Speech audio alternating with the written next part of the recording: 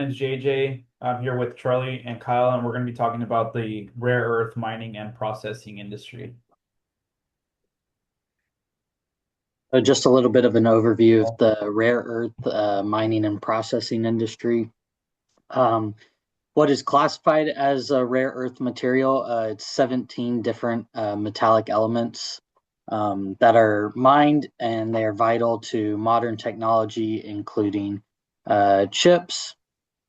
Um, so very difficult to purify.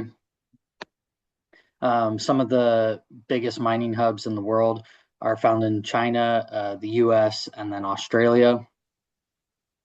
And then how the processing actually occurs.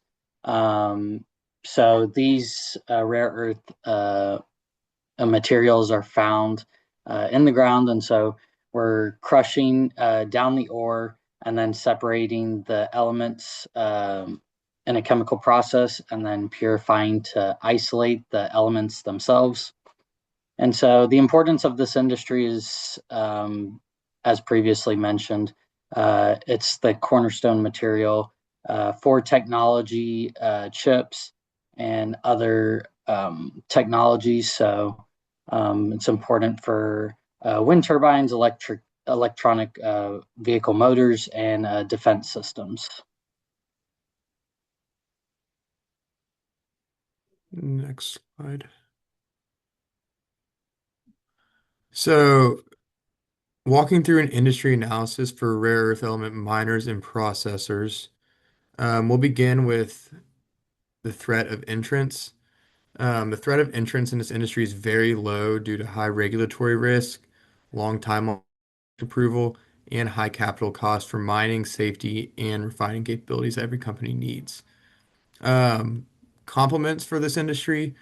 In a growing tech economy, the further adoption of electric vehicles, military needs, or the breakout of warfare, or further integration of tech into consumers' daily lives through smart devices could be complements that would support the rare earth mining industry.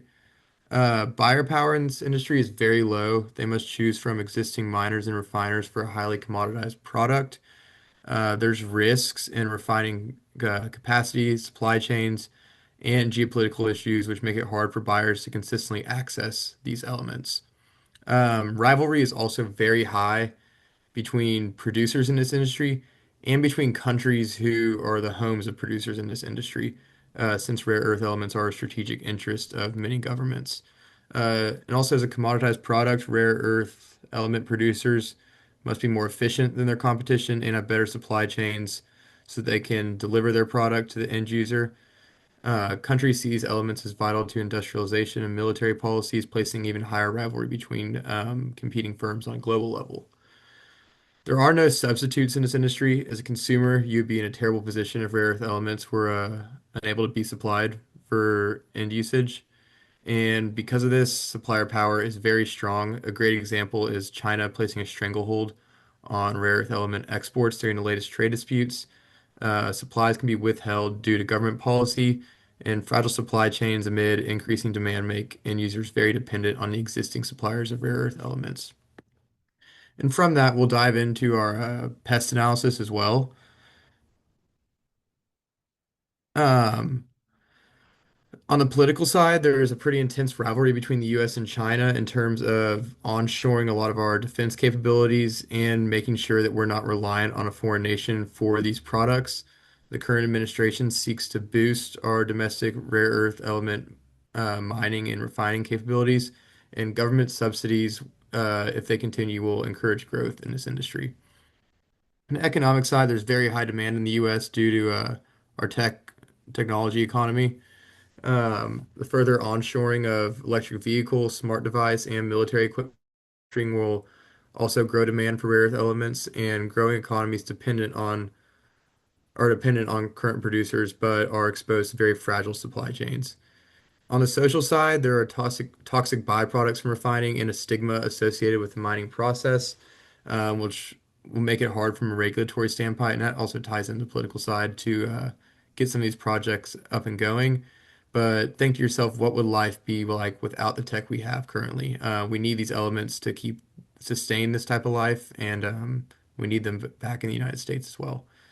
And then on the technological side, adoption of greener technology and onshoring of our tech manufacturing, cleaner established methods for mining and refining, and domestic military technology needs will be technology drivers that will help this industry. Next, I'm going to give a brief overview of the VRIO framework. So on the valuable side, we have unique processing capability and valuable materials that I'm going to give a deeper dive into. Rare, for this, we said it's just a lack of supplies that are around the world and how hard they are produced. Contrary to like the name, it's not very hard to find these rare earth deposits, but what is hard is the actual process of separating them. And these aren't found in regular deposits like you might think of when you think of like coal mining, for example. These are found in like clays and other mineral deposits that are harder to extract. And then for the next one, for I, we have the need of high capital investment, tons of employee capability, high tech to enter this industry. After talking to someone from MP Materials, he was a PhD candidate here at Texas A&M, and he was like a very advanced person technologically. And he said that the majority of the teams that are in these companies are PhDs who have a lot of experience with material science, with chemical engineering and a lot of other processing expertise around there. And organized for appropriation, that's kind of like the big thing we're going to talk about. And it's kind of like the mine to magnet thing that's being thrown around right now. I'm going to get into that next. Here we have kind of a deeper dive into these things. Is it valuable? Yes, rare earth minerals are essential inputs for EVs, wind turbines, data centers, medical devices, and defense tech. Um, I even heard of someone who works in a commercial bank where people are, where companies who are in medical device sales are struggling to get the capital they need. Since right now, like Charlie mentioned earlier, with the China struggle and exporting, restricting exports of these materials, people like medical device manufacturers aren't able to get the materials they need as easily, and they can just cause a lot of like repercussions that we aren't aware of, given that these materials aren't known very normally. So rare, yes, it's very rare right now to get metals outside of China, since 85% of global refining and around half of the mining is in mainland China. So it leads to extremely tight supply. Like the thing we talked about with the political risk, at the drop of a hat, China can export and restrict these metals and minerals for the rest of the world. So mining requires extremely advanced technology, as mentioned, and even more so for rare earths, as the difficult part is separating and extracting these minerals. And these minerals, like we said, they don't have a substitute, and these are mostly used for like magnets that are very specialized, that are used for things like sonar and like MRI scanners and CAT scanners and all those things like EVs and wind turbines. And I mentioned this before, the mine to magnet refers to the ability to mine, extract, refine, and produce magnets for these customers. And what this might look like is having the mine being able to process all the material, separate it, refine it into a usable product, and then not only that, but have the expertise and the technology to actually create these magnets that are usually bespoke for customers. For example, Apple might need a different magnet for their manufacturing than, let's say, a Lockheed Martin, and obviously different from a medical device company. Next, we're going to talk about what the rare earth industry might look like in 10 years. And the industry will become more and more central to our ever-changing economy as time goes on, because it's part of this whole Western push to get development and investments for government funds to secure non-China supply, because the world is realizing right now, with the trade wars going on, that China has virtually all like complete capabilities to refine these metals. And in the event where China doesn't want to give these metals out, we're going to have a lot of repercussions in the technologies that we use every day. And most notably, we're going to be seeing the players that are surviving and thriving in this economy and in this industry are the ones that are going to be vertically integrated, the mine to magnet thing coming in.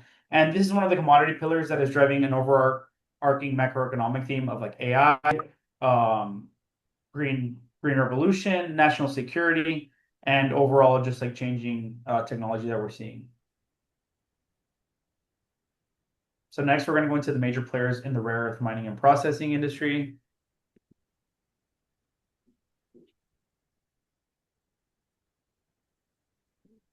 Kyle, you want to do this one? Yeah. So our first company that we have up is MP Materials. So we're going to go through some of the strengths, weaknesses, resources, and capabilities of these companies. So first off, want to start off. MP stands for Mountain Pass Materials. So we'll start over there with the resources. Um, they're sourcing these rare earths from this mine in California, and they also have a magnet manufacturing plant in Fort Worth. One of the cool things about this manufacturing plant is that it is a fully integrated metal and magnet manufacturing facility. Additionally, one of the other strengths is that MP Materials is the largest rare earth materials producer in the Western Hemisphere, which is huge when we're having to compete with Chinese producers. And additionally, they've also received funding from the U.S. Department of Defense, and that's come in the form of investment in preferred stock as well as in loans. So some of the weaknesses of MP Materials is that a large portion of the revenue is dependent on selling to processors in China. Um, that's one area that they probably need to start bringing over to the US so they are not reliant on China and trade wars and tariffs. And additionally, they also have a negative operating cash flow, but it has been turning around the past couple of years. So some of the big capabilities of MP Materials is that they are almost fully integrated. They've got the mining, manufacturing, and refining stage of the business. We talked previously about that they have a larger scale than competitors in the Western Hemisphere, and also the fully integrated part of their magnet manufacturing. Next, we're going to talk about energy fuels. Some of the strengths are that it has domestic production of uranium, which is obviously used for nuclear power and nuclear weapons if need be. Owns and operates mining processing facilities here in the US, and it also has strategic partnerships and government alliance, which allows it to be a very strong player in the space since there's pretty rare and hard to come by. The weaknesses of this company is heavily regulated industry, given that they handle radioactive materials.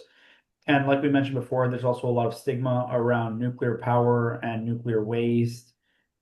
And again, it's also dependent on commodities prices as financial instruments for uranium are not robust as we might see for other things. Some of the resources is Pinyon Plain, La Salle, and the Pandora projects. And they also have deep knowledge of understanding of the space, which is always useful for these miners and processors. And their capabilities include the ability to ramp production, vertical integration, and the financial liquidity. And I also saw that they have minimal debt.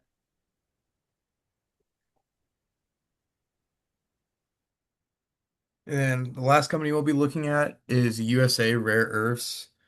We'll start with their resources. They have the Round Top mine in West Texas with a projected mine life of over 100 years, and it's rich in a very wide variety of rare earth elements, which will give them flexibility in the kinds of processors that they're selling this product to. They are also looking to get fully vertically integrated. Um, and they're looking at developing a magnet production facility, I believe, in Texas also. And they also just acquired a UK-based rare earth element processor. And they also hire trusts in a US-based firm just because they're adhering to US labor and environmental standards through all their processes. Some strengths are that it would enhance the US's domestic supply chain, and this focus aligns with our security and clean energy goals. The vertical integration and planning for this, I'm misspeaking now.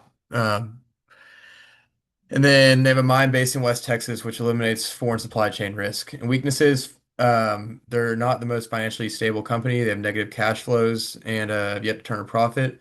They lack current refining capacity, which is why they're trying to get fully integrated.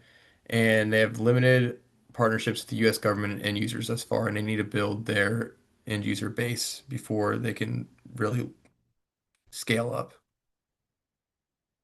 And finally, we're going to talk about a little bit about the path to success. Some of the steps are developing more domestic production and integrating the REs and the refining into their portfolio of assets, securing long-term offtakes with manufacturer people who are going to be using these magnets, and partnering with domestic companies and government agencies, which we talked about before.